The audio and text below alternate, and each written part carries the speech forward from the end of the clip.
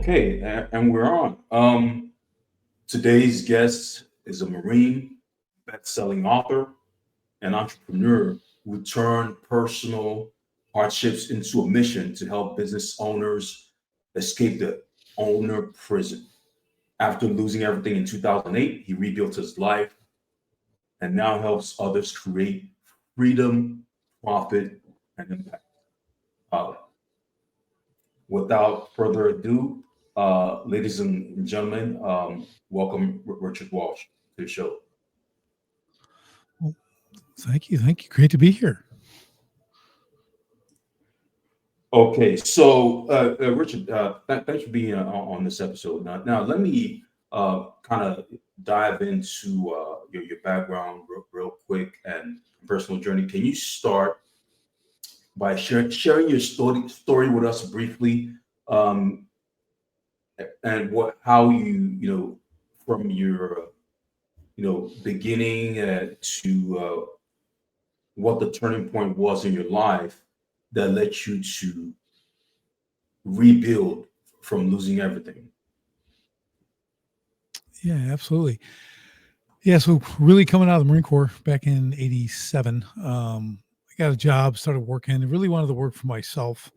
I thought that was my real only option because I was swinging a pickaxe, digging trench for $5 an hour all day. There wasn't a big future in that. But as I tell people, when you're trained as a Stinger gunner to shoot down jets, a lot of people aren't beating down your door when you're in the civilian life for that skill. Okay, so there's not a lot of room for that. But one day I got offered to do a side gig, and it was shoveling 35 tons of this crushed granite, hauling it to a backyard in a wheelbarrow, and I did that. A nice hot day in Tucson, took about 10 hours. I knocked that out. But the beauty was they put $1,000 in my hand for that job, and I'm looking at that going, well, dang, I did this yesterday for $50. So my thing was like, this is my future. I'm gonna work for myself. I had bought that wheelbarrow and that shovel for like $85, and I made $1,000. So I want to rinse and repeat that. And that grew into custom water features. I became, one of the best in the country doing that. I added steel sculpture to that, became an internationally recognized steel sculptor, was doing world-class exhibits with my water features and my steel. Everything was going awesome, doing great. Now I've got a wife and 6 kids. 0809 comes, everything starts to collapse, everything starts to restrict. I would spend a lot of time out front, winning awards, being the guy and all that stuff, not paying a ton of attention to the actual business aspect of my business. And I'd say November 5th of '08, the day after the election, I remember my phone started ringing that day, and it was just, I lost $500,000 in a day. Okay, people Mhm. canceling, doing all this stuff. I'm like, wow. And it just kept going. That was the beginning of the cliff. And by about the middle of '09, we're limping and we just weren't going to make it. And that's when I had kind of an epiphany. I woke up one day, I've got all this stuff. I got trucks and equipment and a business, and I'm trying to win all this stuff and be number one and trying to save my business now, doing all kinds of goofy stuff and trying to make that work. And it just wasn't working. But I realized I've got these 6 little kids and my wife, of course, but all they cared about was like when I came home, they ran and attacked me. When they left, they were always bummed out when I left. My one son was chasing my truck out the driveway. As I was leaving, he's crying because I'm leaving. And I started thinking, man, you know what? If I just stay focused on business and that's all that matters and just being number one and sacrifice everything else, I said, I think my kids they're going to grow up and have failed marriages and broken relationships and all this stuff that like business, they might be good at that, but the rest of their life is going to be trash because they only do what they see. With kids, more is caught than taught. So you can tell them all the right things, but they're only going to do what they see. If you're not doing those things you're telling them, it's not going to matter. They're going to do what they see. So that day I walked in the office and I shut everything down. I just said, I'm not doing this anymore. We're finished. I went to my construction yard, told my guys we're wrapping it up this week. And these guys have been with me over 10 years. We're like family. So I didn't know what I was going to do, but I'm like, I'm not going to do this. My identity was wrapped up in this, in my business. It was who I was.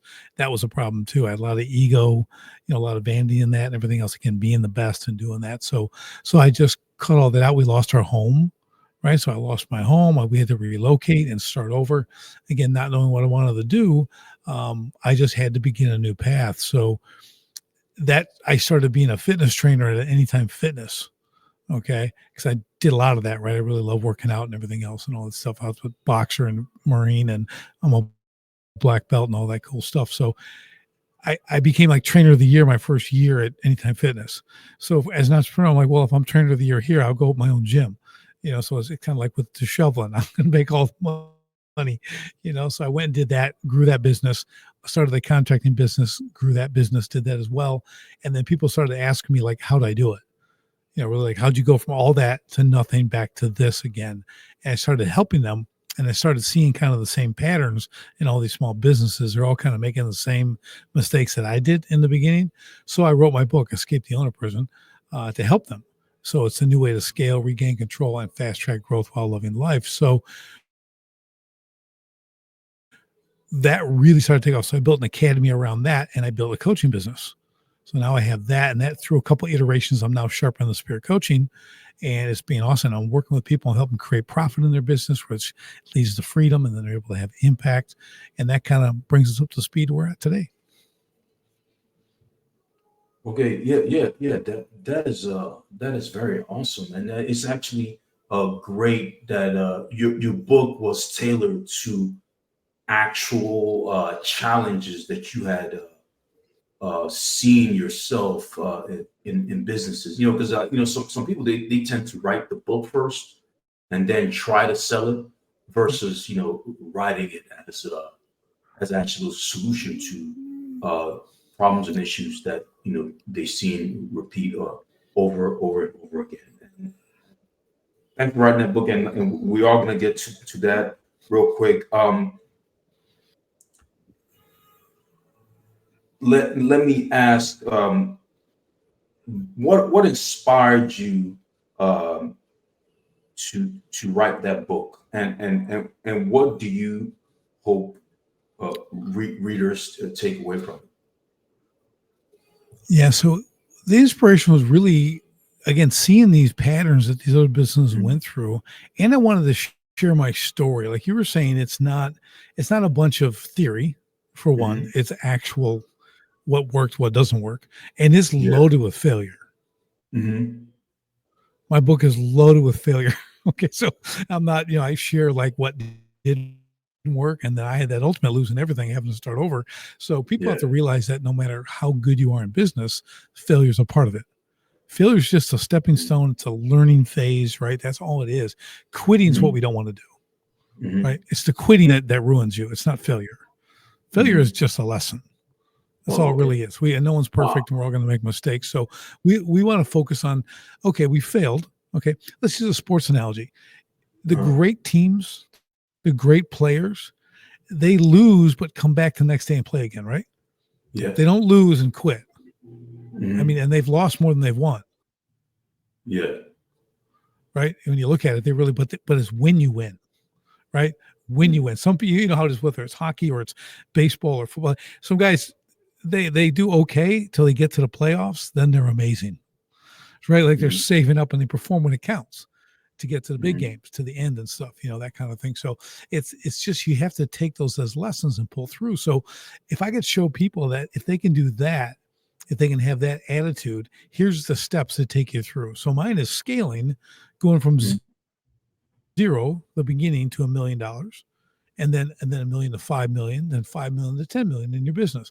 Like what that Hmm. looks like, because there are different phases of your business. I wanted to show people what it looks like to go through that, so they could actually prepare for it and understand what it's going to take, and really get things lined up for success. So that was the big motivation for the book. Okay, great. And we're actually, I like us to actually go ahead and dive in a little into that book, because there are some key strategies within that book that's gonna, as you mentioned, of course, that's gonna help business owners, whether they be veteran entrepreneurs or small businesses that are trying to go through that similar journey. So let's go ahead and Yeah. yeah, I like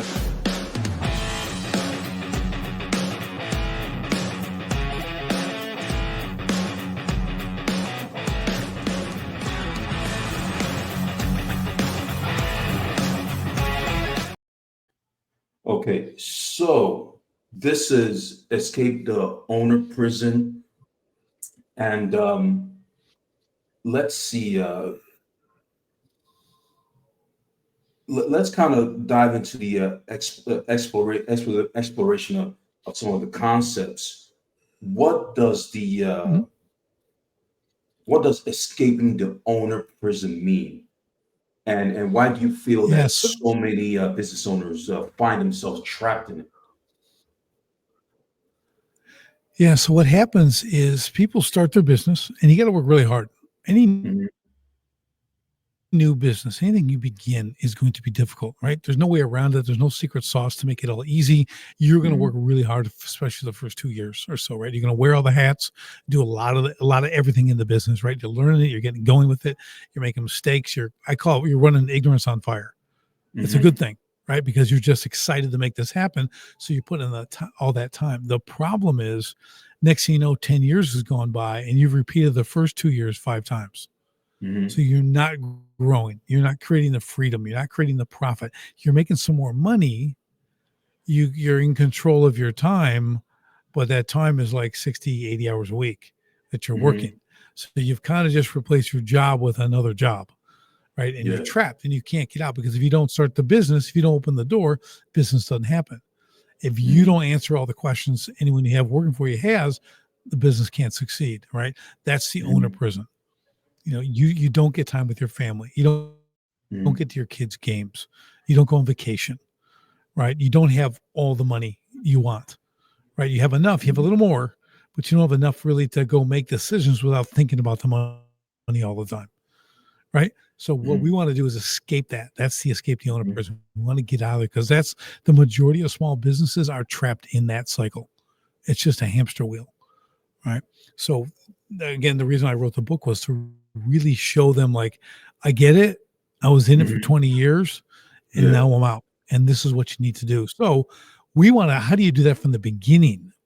See, that's the Hmm. key, right? Like, okay, we're all going to work hard. We get it. We're going to do that kind of stuff. But then what? How do I prepare for the scaling portion, the comfort part, the real profit, the real freedom, the real impact? How do I get that in place?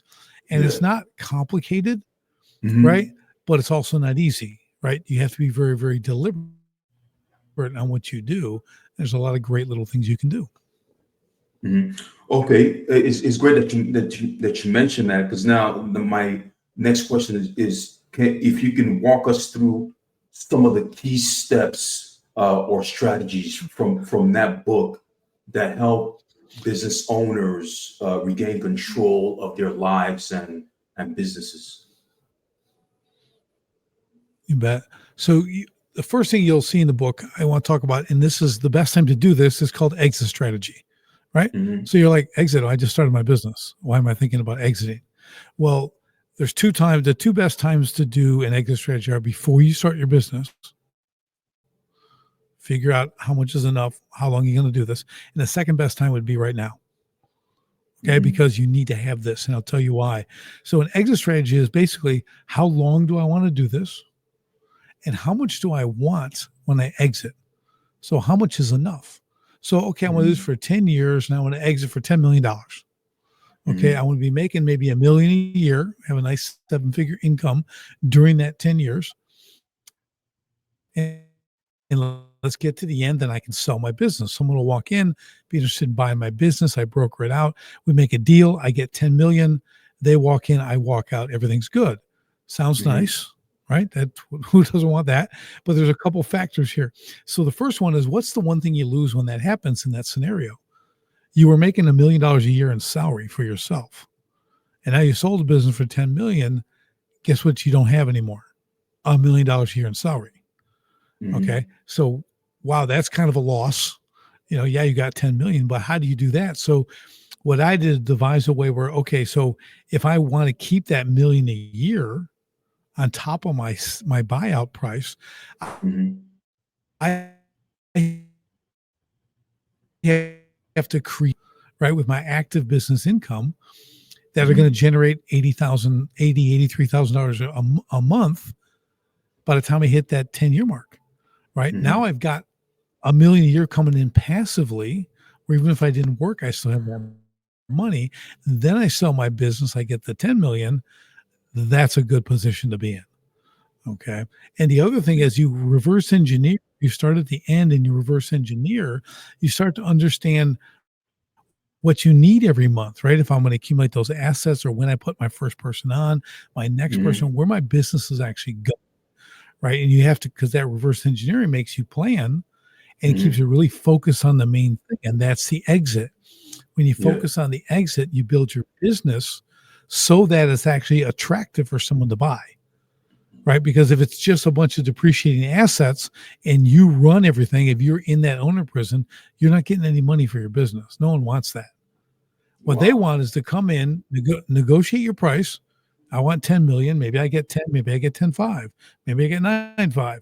But I want to have that. I get a check, shake their hand. I'm in, they're in, I'm out, and no one knows the Mm-hmm. business sold because it runs itself, right? Mm-hmm. All the systems and processes are in place. People know what to do. They can be easily replaced. Things like that. That's attractive to a buyer because they're grabbing a market share, right? So we think about that like, okay, I need to build it that way. And if you're Mm-hmm. focused on the exit, you'll build your business that way, right? Makes it really important. And then Mm-hmm. when you get other opportunities, which are always known as distractions, okay, Mm-hmm. you run them through this business filter. If someone comes, hey, I got a great way to make more money, you're doing well now. Here's another thing. I just say, okay, well, let me run that through my exit strategy. If it Mm-hmm. gets me closer to it faster, it's all good. I'll do it. If it doesn't, it's a hard no because now it's a distraction. It's going to pull me off my main thing for something that doesn't get me close to my exit, right? So picture Mm-hmm. spokes on a wheel, and I'm the hub. My main business is the hub. Every Mm-hmm. spoke is another source of income, but it has to be related to my business, right? It's Mm-hmm. not some off the books kind of thing where it's just going to be a distraction. It's got to feed into my system so I can create more revenue, which means I can create more profit, which means I can create more freedom and more impact, right? Yeah, that's interesting. The way what you had mentioned that when the business when you exit the business, people shouldn't even notice that you exited. Yeah. So and you're saying the key thing to make a smooth transition like that is having those processes in place, those whether I guess the SOPs sometimes Mhm, they're called. mhm. Okay, that's outstanding. Nice insight, and thanks for sharing that. You had also mentioned that you believe that balancing faith, family, finances, fitness, and friendships is essential for long term success. So are you so long? Let me actually kind of get some clarity. Are you referring to long term success generally, or are you referring to long term success in the bubble of the business for the Yeah, so you'll hear the term work-life balance. People uh-huh. love to throw that around. Okay. Hmm. Like I get it. I get their meaning and people Hmm. mean well. Like they'll tell you that because again, you're in that startup where you're working, you're trapped in the owner prison. So you work a lot of hours. You aren't balanced. Okay. You're not seeing your kids' Hmm. games. Like I said, you're not spending quality time with your wife or your husband, whatever that is, right? You're in the mix all the time. Even when you're home, you're thinking about Hmm. business, who's not going to show up tomorrow, all the problems, right? Because it doesn't run itself. So Hmm. the 5S, faith, family, finances, fitness, and friendships are awesome. That's balance, right? If you have a little bit in all Hmm. that, you can work on it. That's good. But the caveat is you can't do that if your business is a hot mess. Oh The wow. 5S can't exist, right? Uh, Because you're obsessed and you're consumed with a business that's broken. It yeah. doesn't have the right people in place. It doesn't have the systems. If you leave for 2 weeks, the place burns down. Wow. You come back and there's no business. Okay. That's what a Hmm. lot of people are existing with. You can't go away for a month or 2 months and come back and everything's good and it's making more money. So Hmm. you got to fix that first. Get your business running the way it should. Now we Mhm. can really put the time to get the balance. Okay. And there's never a perfect balance. There's never 50-50 like a scale. But Mhm. for me, faith is number one. Faith is number one for me. And I try to always have that. Right. But that comes first, then my family. And in my family, it's my wife and then my children in that Mhm. order. Okay. Mhm. Really important. And then my finances, you got to pay attention to your money. You Mhm. can take it from me after 20 years being making a lot of money and not having any. Okay, it's Mhm. like I made a lot of money. How come I don't have any? Okay, because I'm an idiot and I didn't pay attention to it, right? Anything you don't pay attention to goes away. Don't pay Mhm. attention to your spouse, they go away. Don't pay attention to your friends, they go away. Don't pay attention to your Yeah. money, it goes away too. Okay. So that's the finance part. And then the fitness is health, right? We have to Mhm. function at a high level. As business owners, as entrepreneurs, leading teams, being leaders, I take this from the Marine Corps. If you're not fit, Mhm. you're not fit to lead. Okay. Mhm. We're an example. We need the energy, right? Even the look. I'm not saying you got to be Arnold Schwarzenegger or something. I'm just saying Mhm. like this has to Mhm. be part of your daily activity. Having that Mhm. energy, because the more energy you expend, actually the more energy you get, right? Mhm. From Oh, a wow. physical standpoint. So Huh. we want to work that. Yeah, we want to work in that day, because if you look at anyone who has a lot of energy, you know what they want? Mhm. More energy. Okay. Wow. People who don't have any energy, they don't want more energy. They're kind of Yeah. you're slow, but Yeah. the super fit and these guys, they want more, because once you feel energy and you're Uh-huh. healthy and you're moving, you get up, the feet hit the ground, you get running, and you take it to the end of the day, and you get great sleep, and you're well hydrated, you're eating the right foods, you're doing all this stuff, you're working out an hour, 2 hours a day, or whatever it is, you're staying active, like you can perform. People follow those kind of people, right? We'll do what they say because you're a living example. It goes back to the thing I said about the kids. Uh-huh. People watch you and what you do, not what you say. We have to Yeah. be that living example. Yeah. That's pretty good. And I'm kind of lucky that you're a guest that's emphasizing fitness. I work in the tech industry in my other life, and a phrase that you often hear is, why are you so worried about how you look without your shirt? so, Yeah. so I'm curious, being that's the other, I guess, counterbalance. How do you feel? And but you're someone that you know the world of fitness, you know the world of business. Mhm. How high up on a priority is fitness? I'm just curious. Okay, let's say we have 24 hours. Okay, Mhm. we have 24 hours in a day.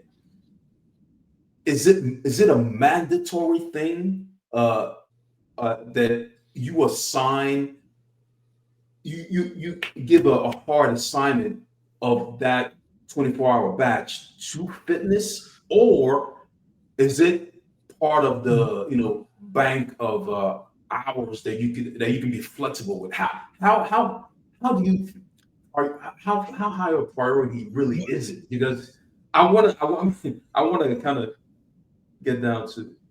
Yeah. Yeah. So my priority is 5:30 a.m. I'm on my way to the gym. That's my priority. Oh, I get uh, up at 4 a.m. Okay. yeah. I get up at 4 a.m. I slam 32 ounces of water. I drink Mhm, two of these mushroom coffees. Okay, there's the functional mushroom coffee. Two of those. I do Bible study during that time, my first hour and a half in the morning. I do that, mhm, get everything set, out the door at 5:30 to the gym.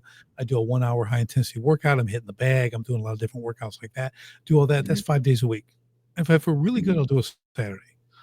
Okay. mhm, But so that doing it early in the morning for me, having that morning ritual, nothing's going on at that time of day. So mhm, I always make it to the gym.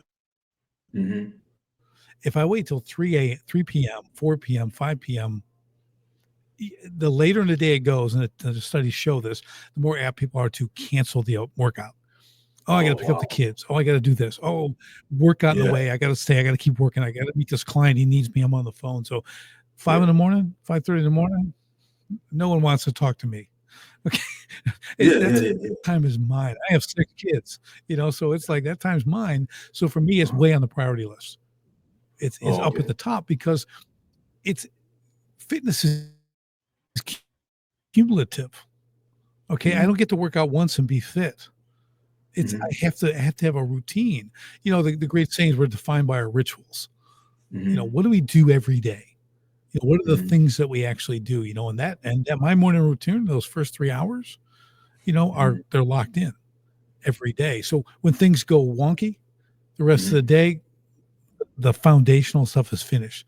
I've studied the word. I've done Yeah. my fitness. I've made my breakfast. I'm eating the right foods. I'm well Mm-hmm. hydrated, right? I'm rested. I go to bed at 9 p.m. So I have 7 hours of sleep.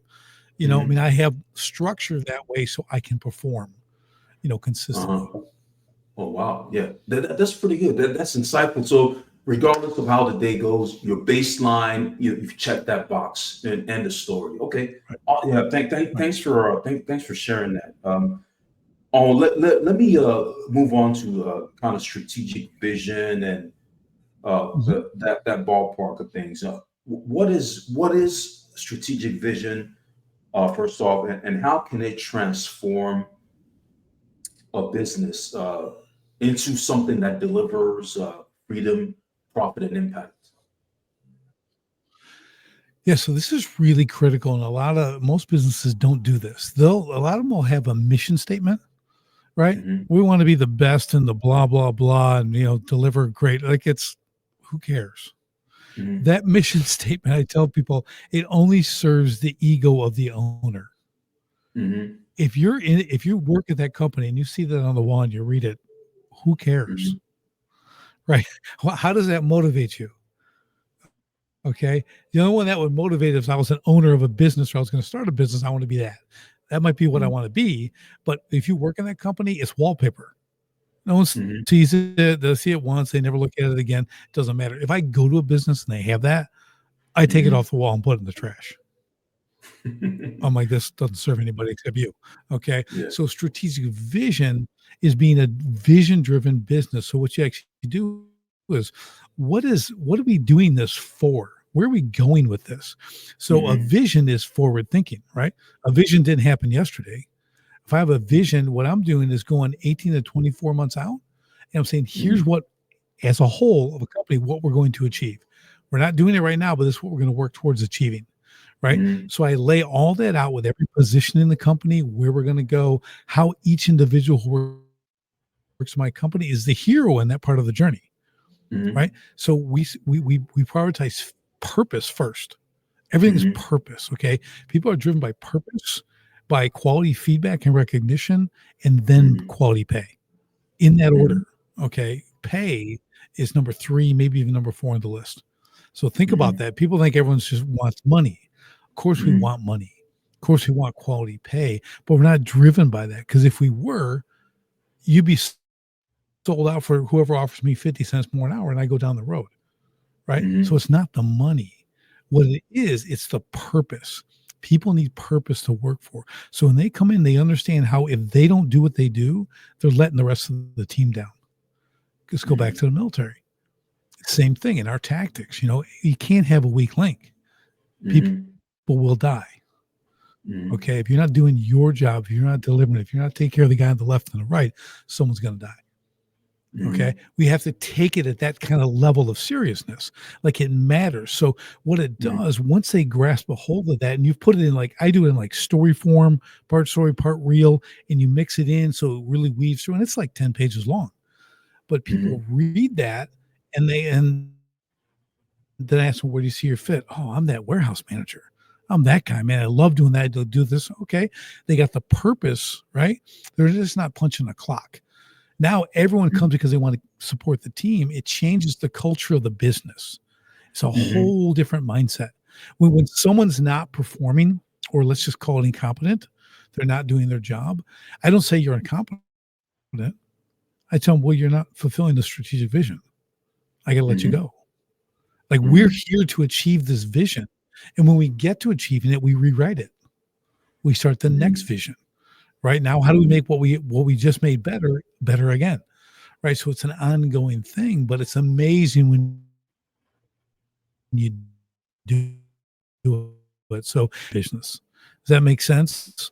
It's really important to understand that in the military, we really get focused on tasks, we get focused on mission, right? Hmm. But what's the big vision? Right? What's the big vision, not just the mission? You need a mission orientation, right? We get it. We have dailies we do and things like that, but it's the vision that truly drives us, the why, if you will.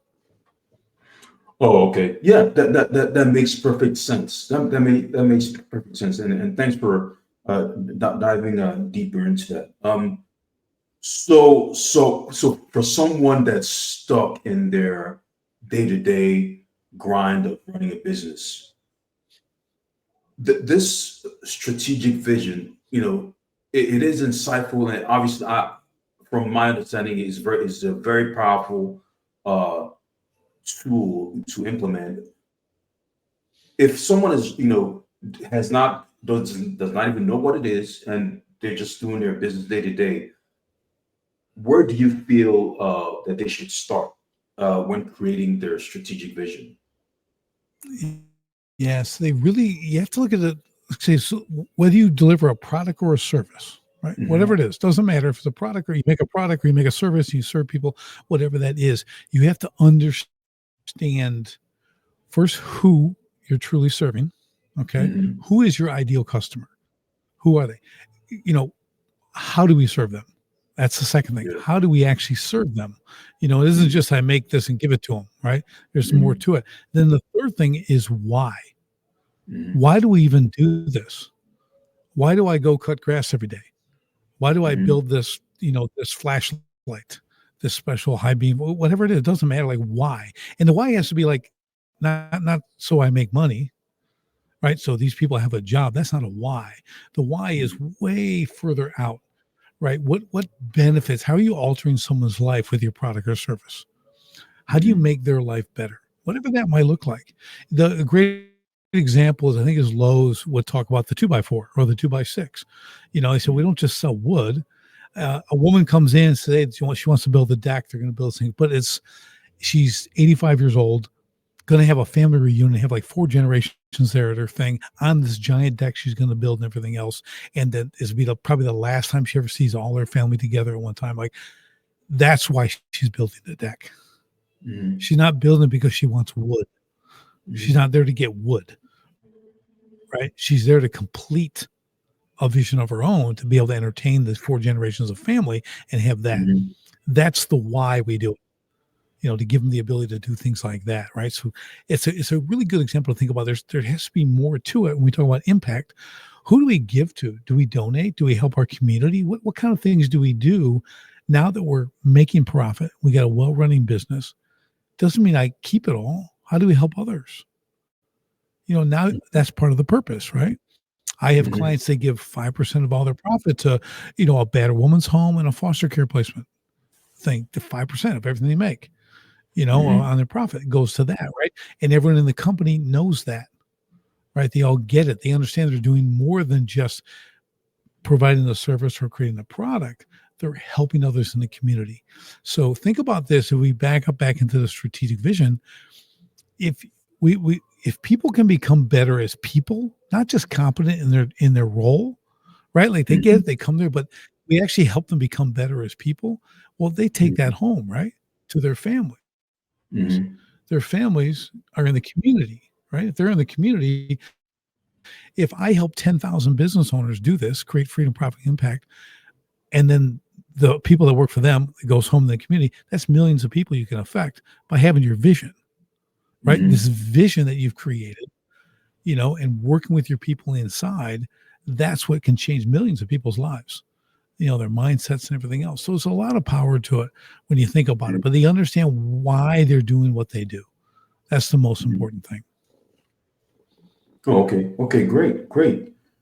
That's outstanding. I think a lot of I actually think that a lot of business owners should start doing that because oftentimes you find that when you go out there in the everyday world, it's all money, money. Actually, I think I'm I would have to see confess that I'm one of those guys that without because it's subconscious from where we've been conditioned, money, money, money. Yeah, so it's a good way for people to have a north star, that's more deeper Yeah. rooted than just a superficial I financial. I think I also think I think you need to understand too that there's money's good. Mm-hmm. Okay. Profit is good. Profit Mm-hmm. correctly acquired. That's how you help people. Like Mm-hmm. you should be driven by that. Okay. Mm-hmm. But it's what you do with it and then and how you accumulate it. That's what Mm-hmm. it's about. So think about that from your business standpoint. You're building something that people want to work at. How Mm-hmm. many businesses you know are like that? That people Mm-hmm. want to work there not because of the money, because of the culture, because of the purpose, because of the Mm-hmm. recognition, because of the quality pay, and they're lined up to waiting to get a job there. Not a lot of companies like that, right? They're Wow. all about just push, get it done. Let's get this product out. Let's make that money.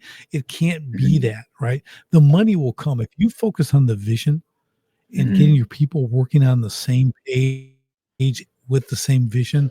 You can't help but make money and lots of it because Oh, people wow. will want what you're offering because you've built it Yeah. this way. Right. So it's just a shift in your own mindset. And we're Mm-hmm. all and everything you see, like you're saying, in the world is going to be money and money driven and this, and everyone's promoting this or that and saying, stand in front of a jet. I mean, they're lying.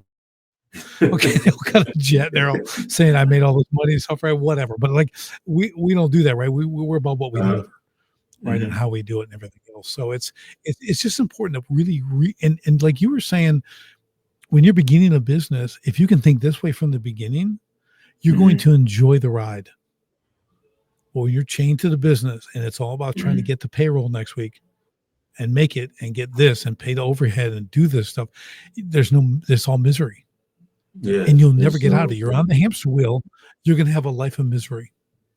It will be terrible, but if you can create it with a vision and take the time to build that out, because that's your foundation of your business. All your Mm-hmm. decisions are based on that, right? You have that exit strategy, right? We talked about that. Mm-hmm. We have strategic vision. Now we can make really, really sound decisions in our business because we understand exactly where we're going and how we're doing it. Oh, okay. Why do you think that being the low bidder is one of the worst things a business owner can do? Yeah. So, low bidding, Mm-hmm. price reduction, it's all a race to the bottom. Uh-huh. Okay. I don't know you, but I like to be on the top. Okay. I don't want to be on the bottom. Okay. And when you keep lowering your prices, here's the thing. You always have to be the lowest. Mm-hmm. There's no comeback from that. It'll drive you. You might be all excited you got an account with Walmart, like they're going to carry your product. I wouldn't be excited about that because you're Mm-hmm. going to ramp up your production. You're going to be filling these stores and they're going to start to squeeze you penny by penny until eventually they've got 40% of your business, 50% of your business you're producing to give to Mm-hmm. them to sell. And you ramped up for that. If you lose that account, your business is over, right? You can't pay the overhead anymore. You can't do anything. But unless you come down on your price, down your price, down your price, right? So now you're just working to keep everyone busy. Now you're just trying to fulfill the orders so you can break even. That's what the low bidding does. When you're focused on price, never be focused on low price. Be Mm-hmm. focused on value. We want to drive value. That's what we want to Mm-hmm. drive. People buy value. They don't buy low price. I get it. Everyone's concerned about price, and Mm-hmm. everything else. But a lot of my clients, what I show them too, is we don't discount. We Mm-hmm. don't discount. No, I don't cheapen my services because there's actually, if you do the actual numbers, when you discount something, you almost can never recover from that. It'll take you 3 times the sale just to get back to even because you discounted to make sales. Why make sales that are going to cost you money and cause you to work 3 times as hard just to break even? So when you start doing the numbers, you start paying attention to the numbers, you realize, Uh-huh. oh, so you ask, well, what do you do then? Well, I bundle. I Mm-hmm. add value to that package. Get this, Mm-hmm. and this, and it's only this much more. So you get more, right? There's a lot of great techniques that you can do to actually increase the sale, not Yeah. decrease the money, right? Mm-hmm. So we just have to be smart. Don't compete just because everybody else does it doesn't mean it's right. We know that, right? We tell our kids, well, if he jumps off a bridge, you gonna jump off a bridge, right? It's the same thing. It's like, well, They all cut their prices. They all charge this much. Well, why do you have to charge that much? Well, that's what everyone charges. Are you everyone? What do you bring into the Uh, market? You don't need to charge what they charge. yeah. Slap $100 more on that and deliver the value where people get it. If they understand what they're getting, they'll pay the money, and you'll work half as much and make twice as much money or the same money, right? So we have to think differently when it comes down to profit and how we Hmm. actually attract clients and how we do the pricing on our products and services and everything else. So there's a Hmm. whole different way of thinking, and the real successful businesses do it that way. People trapped in the owner prison, again, I'm raising my hand, I was in it for 20 years, they don't. Hmm. And I made a ton of money, but there's a lot of things I could have done even more. You know the old saying, right? If I only had Hmm. what I lost, I'd be great. You know? Oh man, yeah. Yeah, wow. It's very interesting that well, I think some business owners probably say, "Hey, it's better said than done." But anyway, yeah. But no, this is really great. Okay, so now that you've mentioned it, price is not low price is not the way to go. What is your advice for business owners? That are struggling to raise prices, at least raise prices to match the value that they're offering. And more even to that, let me sneak in something from the tech world in there. Is there a framework, like a collection of checklists that Mhm. business owners can have on at their disposal, that they can go to, versus Yeah, doing the low price. yeah, there really is, but there's actually like over 40 different places in their business Hmm. to create more revenue and more profit. Yeah. Most of them don't know it. I call it their Hmm. hidden profit sources, right? We do profit acceleration. So I can quickly increase a company's profit by $100,000 in like 90 days, right? Like, Hmm. whoa, even if they're making $300,000 a year, there are things they can do, and there's method to each one, right? But you have to Hmm. implement it, right? You think very, very differently. Again, people are just mimicking what they see. Okay. And Hmm. that's not a strategy.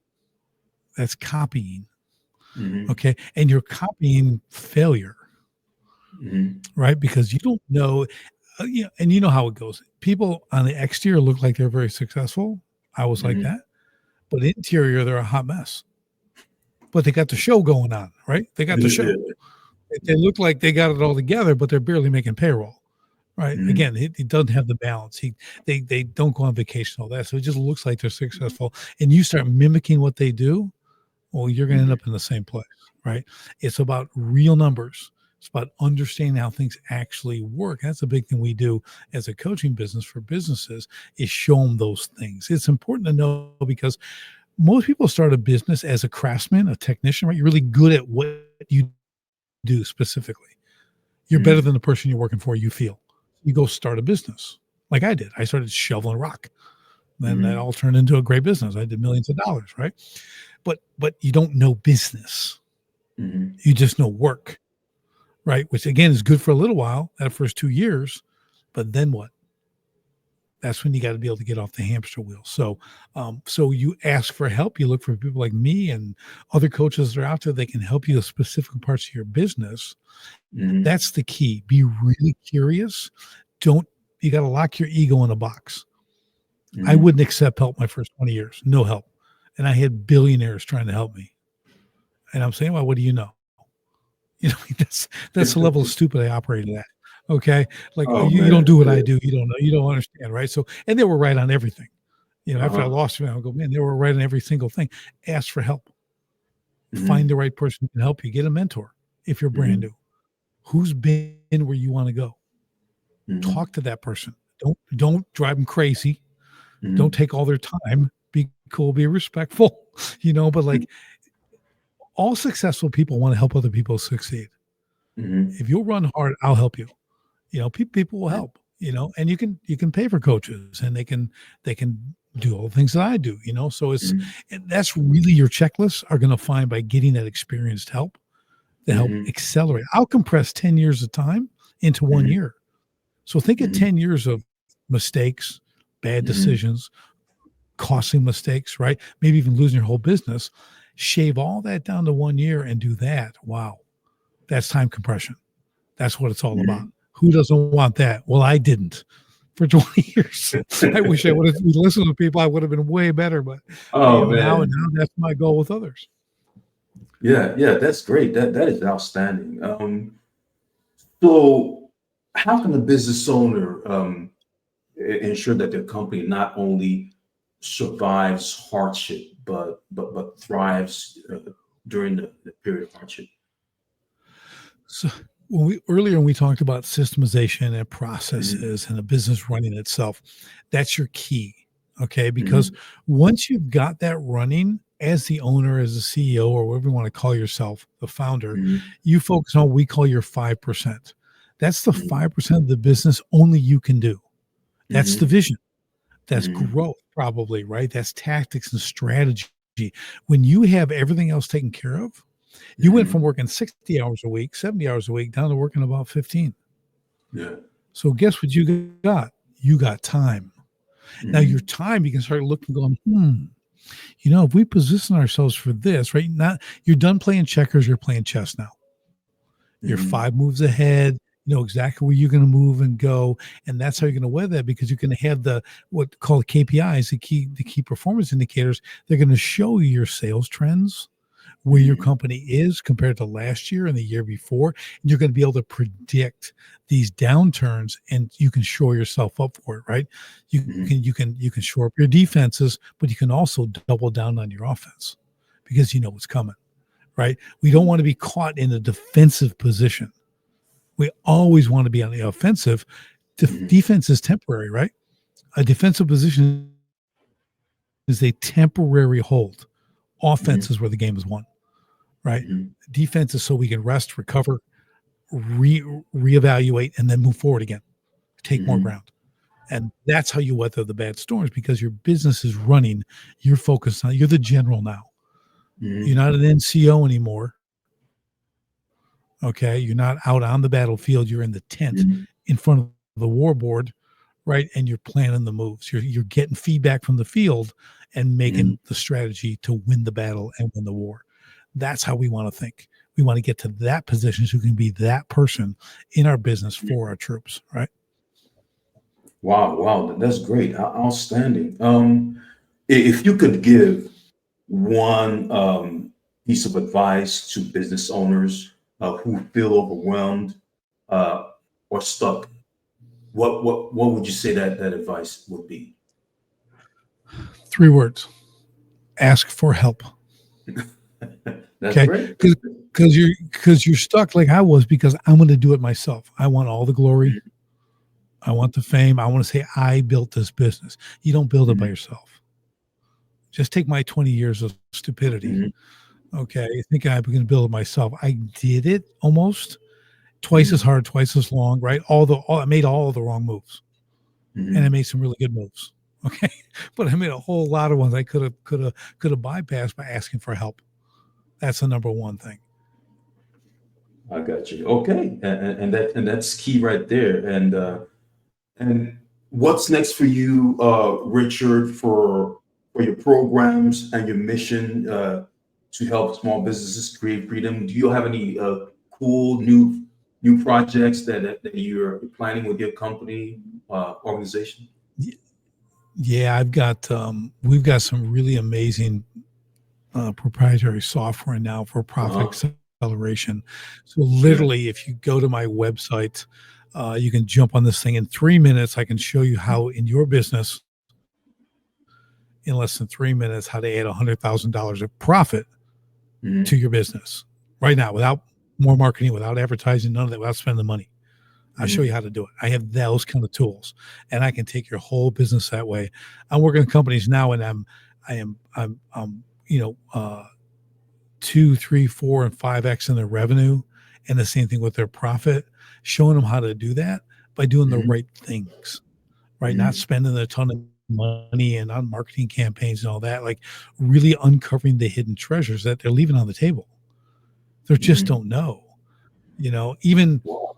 I deal with accountants, same thing. They don't understand these things that all exist in all businesses, but Mhm. people don't know because again, they start out doing what they do and they're Mhm. doing what they do.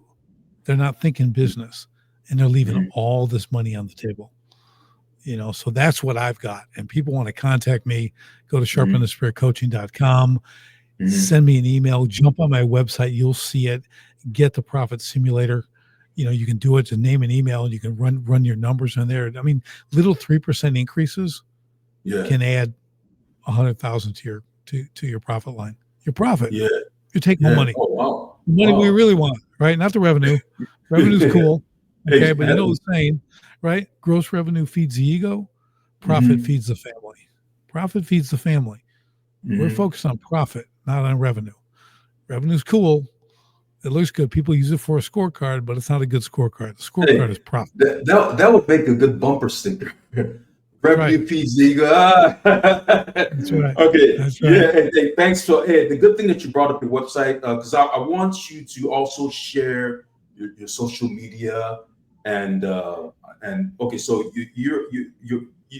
Your website is you just talked about that. Where can they find you on Instagram, Facebook, and X and all Yep. that good stuff?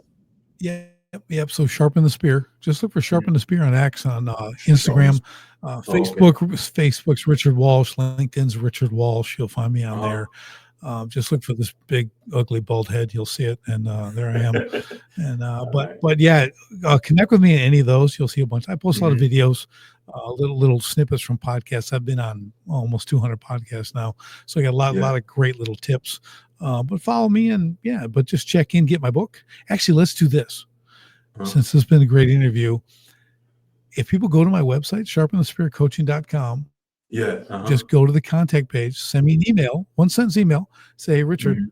I saw you. I saw you on the Vetpreneur podcast.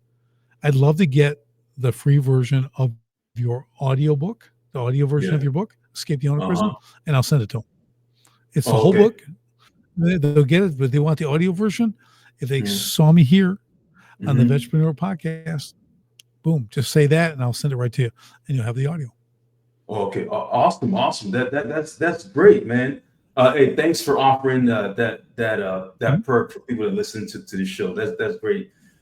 It's been an incredible, insightful conversation with you, Richard. And hey, thank you so much for sharing all the nuggets, all the strategies and mindsets and everything. And if you're listening in your car, taking a walk or whatever, make sure you get a copy of Escape the Owner Prison. I know that I'm gonna get it because hey, I want all this knowledge, y'all. So yeah, make sure you get a copy of the book.